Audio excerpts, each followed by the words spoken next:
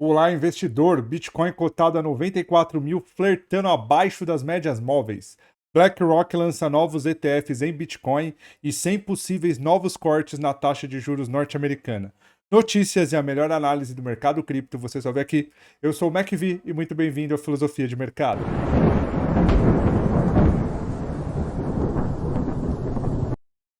Bem, meus amigos, antes de mais nada, eu gostaria de pedir o seu curtir, que se inscrevesse em nosso canal, que deixasse o seu comentário, porque isso ajuda demais na divulgação do nosso conteúdo. E se você ainda tem dúvida de como investir nesse universo tão maravilhoso que é o de criptos, eu vou deixar um vídeo aqui no card, o vídeo mais completo do YouTube, onde eu ensino você a abrir sua conta numa das melhores exchanges do mundo, a Binance. A gente ensina você, eu pego você pela mão, te ensino como você abrir sua conta, como você aportar o capital, como você comprar, como você vender, como você extrair esse capital da exchange quando for necessário, tá? O vídeo mais completo do YouTube, eu espero que ajude demais a todos os amigos. Vamos lá, hoje, como de costume, a gente vai falar um pouquinho sobre notícias, depois eu vou falar de agenda econômica, depois vamos para aquilo que a gente mais gosta, que é o gráfico, tá? De todas as notícias que eu separei, as mais legais, tá? A primeira é essa daqui. Ela foi veiculada no Yahoo Finance, mas ela é da Bloomberg, tá? Os economistas do Bank of America, do Citigroup e do Goldman Sachs, eles reduziram as previsões de novos cortes na taxa de juros americana, tá? E por que que isso se deu, McVie? Isso se deu devido ao indicador econômico, para quem não sabe, semanas atrás, né, saiu um dos indicadores econômicos de emprego nos Estados Unidos e esse indicador veio extremamente positivo. E o mercado, né, norte-americano, os governantes, né, ou o pessoal do Fed, com medo aí de inflacionar ainda mais o mercado, né, afinal de contas, quando a gente analisa os índices de inflação dos Estados Unidos, a gente vê que de novembro até setembro a inflação nos Estados Unidos caiu e nos últimos 3 meses, né? O de dezembro só vai sair agora dia 15 de 1, mas os últimos três dados aí de inflação a gente vê que teve um aumento até que grande, né? Na inflação americana e eles estão com medo de que esse boom aí no mercado, todo esse aquecimento possa inflacionar ainda mais o mercado, tá? Então por isso que eles estão prevendo não tantos cortes na taxa de juros. Não cortar a taxa de juros americana, que hoje está na casa de 4,5%, é um bom sinal para o mundo, afinal de contas diminui a inflação do dólar. Não só isso, tá? Manter a taxa de juros como está, ela não é tão benéfica para o mercado de renda variável, que como eu já falei algumas vezes aqui, a taxa de juros nada mais é do que a remuneração da renda fixa.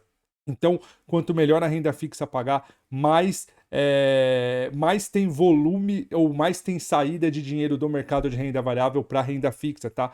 O investidor grande, né, aquele investidor que realmente tem um vulto de dinheiro, ele prefere deixar o seu dinheiro na renda fixa com rendimentos melhores do que passar ele para renda variável e ter um risco ainda maior, tá? Então, esse possível fim desses cortes aí não é tão benéfico pro mercado de modo geral, ainda mais pro mercado de cripto, mas a gente precisa ficar atento, tá? E quando eu falo ficar atento, por quê? Porque talvez o que venha por aí seja um pouquinho pior do que a gente tá comentando ou esperando. Quando a gente analisa o bonde de 10 anos, que são os títulos americanos, a gente vê que ele está em uma tendência de alta muito forte. Até analisei com vocês esses dias atrás aí. Ele vinha, eu vou até analisar pelo semanal, tá? Para vocês verem como é que tá, mas ele vinha nesse canal de baixa.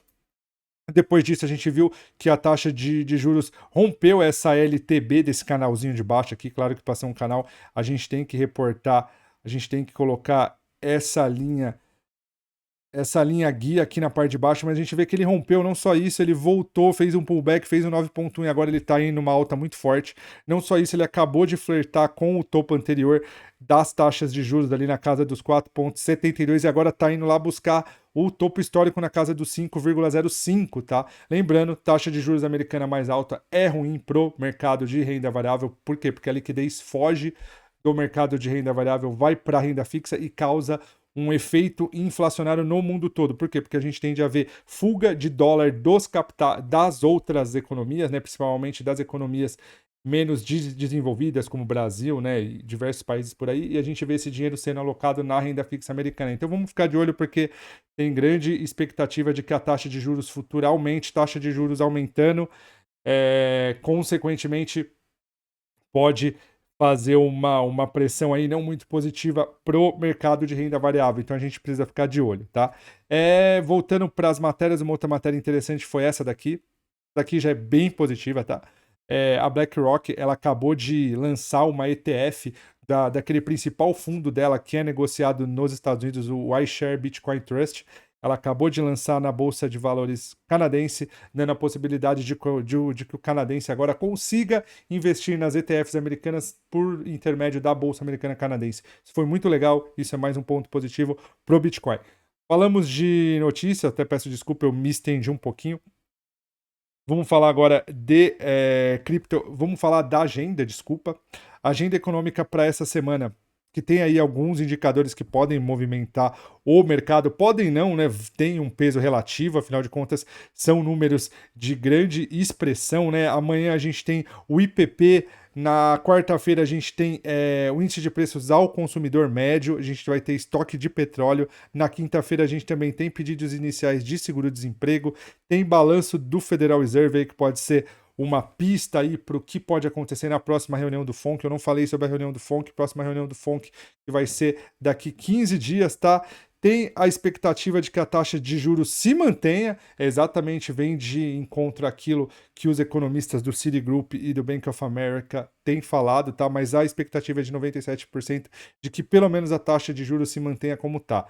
Tá? Então, de notícias a gente tem só isso, vamos para aquilo que a gente gosta, que é analisar gráfico. Vamos analisar gráfico, vamos começar analisando o S&P 500. S&P 500 está nessa tendência de alta muito bonita no gráfico semanal. Não só isso, ele vinha se mantendo aí acima da média móvel de 9 e da média móvel de 20. Semana passada a gente já viu esse fechamento, né, abaixo da média móvel de 20. A gente viu hoje abrir em um gap de baixa, mas um gap de baixa que fez um padrão que na análise técnica se chama de gap de compra, que é quando o preço abre abaixo da mínima do candle anterior e no mesmo candle ele acaba violando a mínima desse candle anterior, né? Então isso daqui é um padrão altista numa região aqui que podemos dizer que é de topo do semanal, uma região de resistência forte, isso pelo menos pelo gráfico semanal. Quando a gente analisa o gráfico diário, a gente vê que não tá tão bonito assim quando a gente espera, tá? Afinal de contas, ele já perdeu aqui essa linha de pescoço desse possível ombro, cabeça, ombro que a gente vinha falando semanas atrás, ó. Aqui tem um padrão de ombro, cabeça, ombro, tá? Se confirmar, se o preço ficar abaixo da região dos 5.860, a gente pode ver uma queda mais expressiva para S&P 500. S&P 500 caindo faz com que todo o mercado, ou pelo menos os principais globais aí, desculpa, que os principais mercados globais também caiam, tá? Então a gente precisa ficar de olho. Se vir a correção aí que pode vir, a gente pode vir o S&P 500 vindo aqui na casa dos 5.325 ou quiçá até os 5.090. Então a gente precisa ficar esperto, tá? Nada impede que amanhã faça um bear trap aqui, que o mercado volte, né? Rompa essas médias móveis e siga na tendência de alta, mas por enquanto o que o mercado tem mostrado pra gente, o que o gráfico e o preço têm falado é isso. Se cumpriu o que tá aparecendo, né, que é ele ficar abaixo da linha de pescoço, antes, né, dele cumprir esses movimentos, eu acho que pro curto prazo a gente pode esperar que o preço venha até pelo menos a região dos 5.605 aqui, tá? Isso daqui já seria pro curto prazo e já pro médio prazo, desculpa, se ele for cair, chegar naquelas regiões mais abaixo que nós mencionamos, lá no 5.300 e no 5.090, tá? Vamos ficar esperto, vamos ficar de olho, não vamos nos precipitar muito, porque no mercado financeiro é o local onde pessoas pacientes ganham de pessoas não tão pacientes, tá? Então vamos ter paciência, vamos esperar e vamos analisar o que a gente gosta, que é criptoativos. Vamos analisar um pouquinho o Bitcoin. Bitcoin que não tá muito bonito, tá? Eu vinha falando para vocês que o padrão também era de um oco nessas últimas semanas, né? A gente analisa isso daqui de forma bem mais fácil quando a gente analisa isso aqui, ó. Olha só. Tá vendo? aqui também está possivelmente se caracterizando como um oco. O que dá a entender que esse oco tem mais força é exatamente a reação do preço ou price action quando ele chega aqui na região dos 90 a 750 mais ou menos. A gente vê que a última vez, ou a primeira vez, né, que ele rompeu essa região, que ele tocou aqui, ele fez uma alta que foi dos 90 ao 108, que realmente tocou o topo histórico. Depois disso, todas as vezes que ele chegou nessa região de 90, a gente vê que o preço está cada vez mais fraco, ó. Daqui, quando ele chegou, ele foi até a média móvel, voltou. Da segunda vez que ele chegou até próximo dessa região, ele rompeu a média móvel, depois ele tomou um engolfo muito forte, trouxe o preço para essa região de novo, ele foi subir, subiu até as médias móveis e o preço tá de novo aqui, tá? Então a gente tá vendo aí um achatamento do preço entre a média móvel e o fundo, que não é muito bom, que pode trazer o Bitcoin aí a testar novas mínimas, tá? E lembrando, o Bitcoin testando novas mínimas, aí testando regiões mais abaixo de preço, consequentemente ele traz o mercado de criptomoedas também, tá? E ainda mais o Bitcoin que, né, como muitos falam, é meio que um benchmark do mercado cripto.